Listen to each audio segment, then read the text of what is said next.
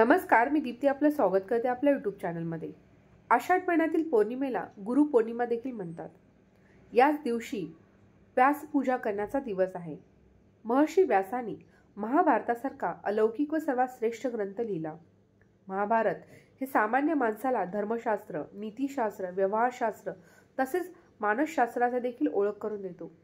अशा या महान व श्रेष्ठ ग्रंथाची निर्मिती करणारे महर्षी व्यास यांच्यासारखा महान गुरु झालेला नाही।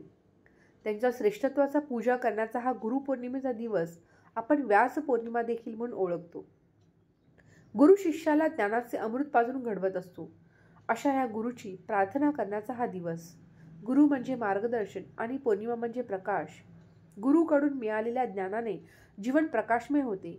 अशा या गुरुला कृतज्ञता व्यक्त करण्याचा हा दिवस। आपल्या आयुष्यातील आपले सर्वात पहिले गुरु म्हणजे आपले आई वडील, जे आपल्याला जीवनात प्रत्येक टप्प्यावरती आपल्याला मार्गदर्शन देत असतात। आपले दुसरे गुरु म्हणजे आपले सर्व शिक्षक, जे आपल्याला पुस्तकी ज्ञान तर देतातच, पण त्यासोबत आपल्याला मार्गदर्शन करतात, आपल्याला योग्य दिशा दाखवतात। याच गुरूंना हा समर्पित आजचा दिवस आपण गुरुपौर्णिमा म्हणून साजरा करतो। तर यंदा गुरुपौर्णिमा ही 21 तारखेला म्हणजेच रविवारी साजरी केली जाईल। आपणही या दिवशी आपल्या गुरूंचा, आपल्या आईवडिलांचा आशीर्वाद जरूर घ्यावा।